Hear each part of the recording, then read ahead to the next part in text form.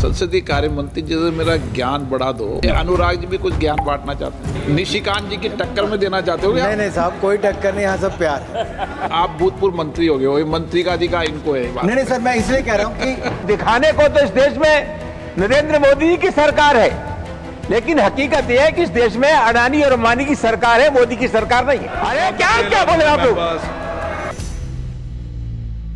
तो ये तय रहा कि लॉकडाउन नहीं लग रहा है, ऑफिस आना पड़ेगा, काम करना पड़ेगा, और बिल्कुल वैसे ही जैसे हमारे सांसद लोग कर रहे हैं पिछले 2 हफ्ते से। शांति से काम हो रहा है, बिल पास हो रहे हैं, और इस बीच थोड़ा सा हो हल्ला है, थोड़ी हंसी मजाक भी है। जैसे स्पीकर का कहना एक बीजेपी सांसद से कि आप भूतपूर्व मंत्री हो गए तो मंत्री का ज्ञान मंत्री जी को ही देने दीजिए। किस सांसद से ये कहा गया है, ये जानेंगे आज। साथ ही दिखाएंगे कि ऐसा क्या हुआ कि स्पीकर को संसदीय कार्य मंत्री से ज्ञान बढ़ाने की बात कहनी पड़ी। नमस्ते, मैं सिद्धांत और आप देख रहे हैं संसद में आज।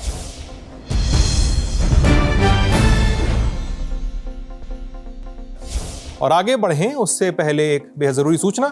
ललन टॉप आपके लिए लेकर आ गया है एक सीरीज जिसका नाम है बिग बंग स्टोरी। इस सीरीज में होंगी बंगाल की 8 कहानियां जिन्होंने बंगाल को निर्माण किया, बंगाल को बनाया और इस रूप में रखा जो आज हम देख रहे हैं। नक्सलवाड़ी का आंदोलन, वहां के दंगे, बंगाल का विभाजन, लेफ्ट का उभार, ममता बनर्जी का आना और फिर उसके बाद के पंचायत पोल में हुए वायलेंस, सब कुछ हम आपको बताएंगे। देखिए बिग बंग स्टोरी हर बुधवार और शुक्रवार शाम 5 बजे ललन टॉप के हर प्लेटफॉर्म पे। सुबह 11 बजे लोकसभा की कार्रवाई शुरू हुई। प्रश्नकाल में झारखंड के गोड्डा से बीजेपी सांसद निशिकांत दुबे ने मिडिल ईस्ट संकट की वजह से हो रही खाद की कमी के मुद्दे पर सरकार से सवाल पूछा। जवाब में रसायन और उर्वरक मंत्री जेपी नड्डा ने क्या भरोसा दिया है, वो सुनते जाइए। कि अभी खाड़ी का युद्ध चल रहा है और उसमें रॉ मटेरियल जो है एक बड़ी समस्या हो गई है। किसानों को फर्टिलाइजर चाहिए और हम सस्ते दर पर देना चाहते हैं। इस युद्ध के कारण जो फर्टिलाइजर की कमी हो रही है उसके लिए भारत सरकार क्या नीति अपना रही है जिससे कि महीने 2 महीने के लिए जो है किसानों को कोई परेशानी नहीं सामना नहीं करना पड़े। अभी जरूरत थोड़ी पड़ेगी किसानों की, अभी पड़ेगी सर ना, महीने 2 महीने बाद। खेती चल रही है सर, हमारे यहाँ अभी खेती चल रही है सर। मैं जिस इलाके से आता हूँ, सभापति 1 मिनट केवल सर, मैं जिस इलाके से आता हूँ वहाँ 4 फसल की खेती होती है सर। 4 फसल, और अभी हमारे यहाँ मिर्च और अंडी जिसको कहते हैं सर, सब मतलब रेपसीड जो इसको कहते हैं उसकी खेती है सर। हमारे यहाँ 2 ही होती है, इसलिए मान्य। वैसे ये प्रश्न हमारे 2 ही होती है। वैसे ये प्रश्न मूल प्रश्न से जुड़ा हुआ नहीं है, लेकिन मैं सरकार की तरफ से और इस हाउस के माध्यम से देश की जनता को आश्वस्त करना चाहता हूँ कि जहाँ तक खाद का सवाल है, फर्टिलाइज़र का सवाल है, माकूल पर्याप्त खाद की व्यवस्था भारत सरकार ने कर रखी है और हमारे रिजर्व्स हैं, और कोई भी पैनिक करने की ज़रूरत नहीं है। प्रश्नकाल खत्म हो तो विपक्ष ने सरकार के उस फैसले पर सवाल उठाए जिसमें प्राइवेट बिल पर चर्चा के बजाय सरकारी विधेयक पर चर्चा का समय तय किया गया था। दरअसल हर फ्राइडे प्राइवेट मेंबर बिल का होता है, ये प्राइवेट मेंबर बिल के नाम होता है ये फ्राइडे। तो आज लेकिन क्या हुआ कि बिल की जगह कामकाज की लिस्ट में शून्यकाल तय हो गया था। सर फ्राइडे एक मेंबर्स का प्राइवेट मेंबर्स बिल है, उस दिन एक ही दिन मिलता है, और इस बार उसमें बिजनेस से उड़ा दिया सरकार ने, और पार्लियामेंट्री अफेयर्स मिनिस्टर ऐसे डिसाइड कर देते हैं। सदन का साथ रहना चाहिए सर, मेंबर का एक ही अपॉर्चुनिटी मिलती है। हम लोगों को ऊपर ब्लेम होता है, अपोजिशन हम लोगों ने चिल्ला के अब इस विरोध का कोई असर नहीं हुआ। प्रश्नकाल के बाद शून्यकाल शुरू हो गया। सांसदों ने अपने अपने हिस्से के मुद्दे उठाए। यूपी में छात्र संघ चुनावों की मांग हो, लड़कियों की ट्रैफिकिंग रोकने की अपील हो, खाने में मिलावट की समस्या हो, बच्चों के स्क्रीन टाइम के बढ़ते हुए ट्रेंड को देखते हुए उठती समस्या हो, ऐसे कई सारे मुद्दे उठाए गए। सांसदों के इन मुद्दों की स्पीकर ओम बिरला ने भी तारीफ की। इसी तरह के मत और दृष्टिकोण आने चाहिए, और मैं आज सभी सदस्यों को शून्यकाल में बोलने का अवसर दूंगा, लेकिन जो शून्यकाल में बोलना चाहते हैं वो विषय लिखकर टेबल पर दे दें, उसके बाद सबको अवसर दिया जाएगा। आज इसके बाद वाणिज्य और उद्योग मंत्री जितिन प्रसाद ने जनविश्वास प्रावधानों में संशोधन विधेयक 2026 पेश किया। सरकार के मुताबिक इस बिल का उद्देश्य छोटे अपराधों को डीक्रिमिनलाइज करना है, व्यापार करने की प्रक्रिया को आसान बनाना है, छोटे नियम उल्लंघन पर जेल की जगह जुर्माना लगाना और सरकार और नागरिकों के बीच थोड़ा सा भरोसा बढ़ाना है। बिल पर केरल से कांग्रेस सांसद के काव्या, महाराष्ट्र के नंदुरबार से कांग्रेस सांसद एडवोकेट गोपाल कागदा पड़वी ने आपत्ति जताई। इस बीच स्पीकर ओम बिरला ने कहा कि इसकी रिपोर्ट मैंने देखी है, किसी ने डिसेंट नोट भी नहीं दिया है। अब स्पीकर के बयान पे कांग्रेस सांसद ने कहा कि मेरे साथी सांसद ने डिसेंट नोट दिया है। स्पीकर ने कहा कि ये छोटा नोट है। इस पर कांग्रेस के सांसद ने कहा कि छोटा नोट नहीं है सर।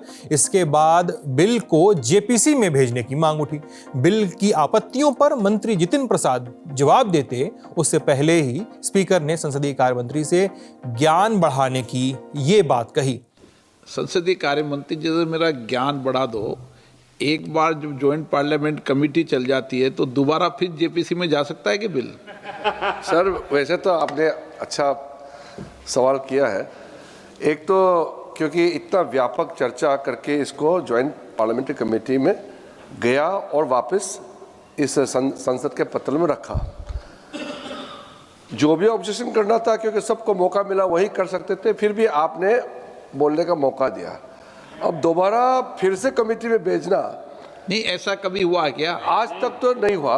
और दूसरा सर, क्योंकि अभी मैंने नियम में भी नहीं पढ़ा कहीं भी, इसलिए मैं नियम में भी नहीं है और ऐसा उदाहरण भी नहीं है। अच्छा, तो लेकिन मेरा एक रिक्वेस्ट है कि आपने उस दिन भी कहा शायद कुछ सदस्य नहीं थे, क्योंकि आज इसका चर्चा ने आज तो उसको प्रस्थापित करना है। लेकिन जो रूल 72 में सर आपने मौका दिया, लेकिन जो ऑब्जेक्शन रेज किया वो तो रूल 72 का नहीं है, वो तो competence, legislative competence of this house, इसका नहीं करके उन्होंने मेरिट पे चले गए। मेरिट पे तो उन्होंने जो डिसेंट नोट देना था वो तो दे ही चुका है, मेरिट का तो बाद में चर्चा हो जाएगा। बिल पेश होने के दौरान एक पल ऐसा भी आया जब हिमाचल के हमीरपुर से सांसद और भाजपा नेता अनुराग सिंह ठाकुर जैसे ही बोलने के लिए उठे, स्पीकर ने चुटकी ली, कहा कि आप भूतपूर्व मंत्री हैं, अब मंत्री का अधिकार इनको है। अनुराग जी भी कुछ ज्ञान बांटना चाहते हैं? निशिकांत जी की टक्कर में देना चाहते हो क्या? नहीं साहब, कोई टक्कर नहीं, यहाँ सब प्यार है सर। यहाँ पे माननीय अध्यक्ष जी, जो भी माननीय मंत्री जी ने कहा और आपने जिस और इंकित किया, सदन के ध्यान में एक बात जरूर आनी चाहिए कि जब से नरेंद्र मोदी जी की सरकार आई, ईज ऑफ डूइंग बिजनेस और ईज ऑफ लिविंग पे जो काम किया है, उसी दिशा में जन विश्वास बिल है सर। इससे पहले भी जितने कानून बनाए गए, कंप्लायंस बर्डन भी 63,000 से कम करके 23,000 पे ले आए, 40,000 कंप्लायंसेस को भी कम किया गया। और इसके माध्यम से भी जो छोटी छोटी गलतियों में जेल भेजने का या क्रिमिनलाइज था करने का था, वो दंडात्मक कार्रवाई को खत्म करके उसमें बहुत बड़ा सुधार किया। इसकी सरकार को बहुत बहुत बधाई। आप भूतपूर्व मंत्री हो गए, मंत्री का अधिकार इनको है। नहीं सर, मैं इसलिए कह रहा हूँ कि भूतपूर्व के नाते, सदन के सदस्य होने के नाते सर, ये मुझे लगता है देश के हित में है, प्रश्न ये है, इसलिए इसका आना बहुत स्वागत योग्य है सर। प्रश्न बिल पेश होने के बाद वापस से शून्यकाल शुरू हुआ, जहां सांसदों ने अपने हिसाब से अपने क्षेत्र से जुड़े मुद्दे उठाए। लोकसभा की बात यहीं तक, राज्यसभा चलते हैं। सुबह 11 बजे कार्रवाई शुरू हुई। शून्यकाल में सांसदों ने अपने अपने हिस्से के मुद्दे उठाए तो प्रश्नकाल में उन सवालों के जवाब मिले जो सांसदों ने उठाए थे। अब इसमें रेलवे की भूमि का अतिक्रमण हो या किसानों से जुड़े मुद्दे हों, सब सवाल पूछे गए थे, जवाब दिए गए। खाना खाने के लिए लंच ब्रेक हो गया, खाना पीना हुआ। 2 बजे लंच ब्रेक के बाद सदन की कार्रवाई फिर से शुरू हुई। वित्त राज्य मंत्री पंकज चौधरी ने द अप्रोप्रिएशन सेकंड बिल 2026 और द फाइनेंस बिल 2026 पेश किया। ये दोनों बिल लोकसभा से पहले ही पास हो चुके हैं। बिल पर चर्चा की शुरुआत गुजरात से कांग्रेस सांसद शक्ति सिंह गोहिल ने की। वित्त मंत्री निर्मला सीतारमण और टैक्स सिस्टम को निशाने पर लिया उन्होंने और ये कहा, कभी कभी ये लफ्ज वित्त मंत्री जी करती है ट्रस्ट बेज। अरे ट्रस्ट बेज नहीं, त्रास्ती बेज है आपका टैक्स स्ट्रक्चर। ट्रस्ट बेज नहीं, त्रास्ती बेज है। लोगों को पूछिए, जाइए कि कितनी तरह से उसको परेशान किया जाता है, चाहे कस्टम हो चाहे जीएसटी हो, और उसकी कोई ख्याल नहीं रखा जाता है।